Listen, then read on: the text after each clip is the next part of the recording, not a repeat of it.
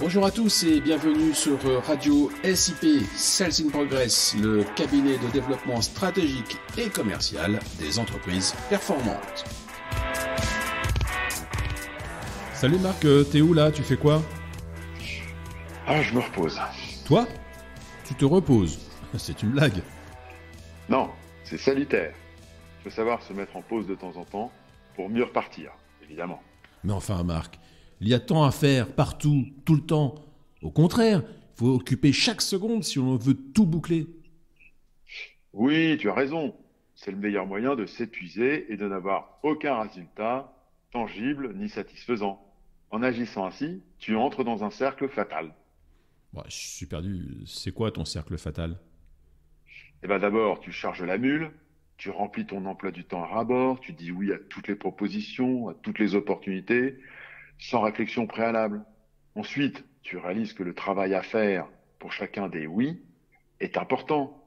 Il y a de la recherche, de la réflexion, des propositions, des discussions, et enfin, la phase exécution. Tout ça se rajoute à l'existant. À un moment, tu négliges forcément certaines tâches. Et c'est là que le mal s'installe. Pour corriger, tu augmentes tes heures de travail, puis c'est ta vie et ta santé qui trinquent. Tout cela peut durer un certain temps, et plus c'est long, plus l'addition finale est élevée. Cela finit généralement en sentiment de débordement, d'inutilité et de burn-out. Voilà pourquoi il faut de temps en temps lever le pied. Bref, là tu prônes la paresse. Ben, absolument pas. Je suis un défenseur acharné de l'efficacité, de l'efficience, de la rentabilité. Et pour cela, il faut savoir s'arrêter et s'écouter. Ok, mais alors quelle est ta proposition? Et ben, pour travailler efficacement, il faut savoir se concentrer. D'accord, bon, bah là on est dans l'évidence, hein. Soit. Mais d'une part, il est bon de la rappeler, comme toutes les évidences. Et d'autre part, si l'on observe bien, c'est loin d'être fait.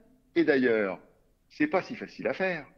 On est toujours sollicité par quelque chose. Une alerte, un mail, un appel téléphonique. Le télétravail a d'ailleurs ajouté des distractions supplémentaires qui sont comme des pièges à la concentration.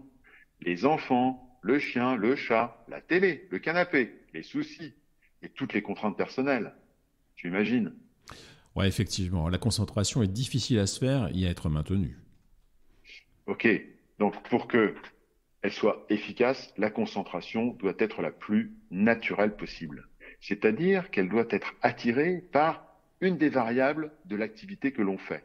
C'est ainsi que l'on peut se concentrer vite et bien. Ouh, alors là c'est plus facile à dire qu'à faire, hein. Oui, mais heureusement, le inner game est là. Mais comment l'inner game peut m'aider dans cette situation? Alors d'abord, j'ai pris conscience de mes deux consciences, les S1 et S2. Ok. Ouais, J'ai fait le stop.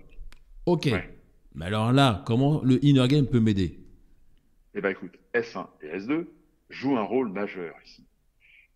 Exemple, si tu laisses S1 prendre la main, la concentration ne sera pas vraiment possible. Par contre, si tu écoutes ton S2, tu t'ouvres de grandes possibilités. Et alors, comment je fais pour écouter mon S2?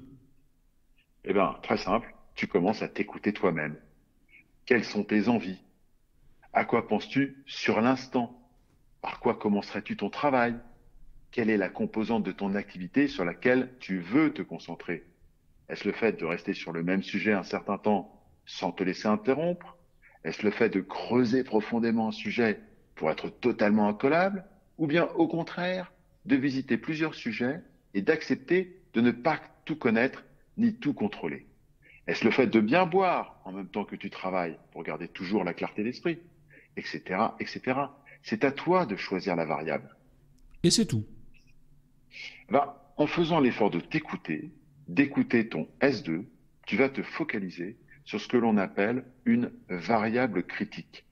C'est une variable qui est à la fois observable, intéressante pour toi et pertinente par rapport à ton objectif. Choisis-en une qui te plaît particulièrement. C'est un élément de cristallisation, de fixation. La situation se simplifie, les solutions sont plus visibles et naturellement, ton travail avance significativement. Donc, si j'ai bien compris, il faut s'écouter pour se concentrer sur une chose et ainsi bien travailler. C'est exactement ça. Une chose ou deux, ça suffit. Et pour bien s'écouter, il faut prendre le temps de le faire. C'est pour cela qu'il faut parfois s'arrêter et s'accorder une pause. Cela n'a rien à voir avec la paresse. C'est une pause salutaire pour mieux redémarrer. Ok, et comment se former à cela? Et bien sur le site, bien sûr, www.celsinprogress.com, mon petit Arnaud, à la rubrique Inner Game. Tu y trouveras toutes les informations, le calendrier et même le formulaire d'inscription. Merci et salut Marc. Salut Arnaud!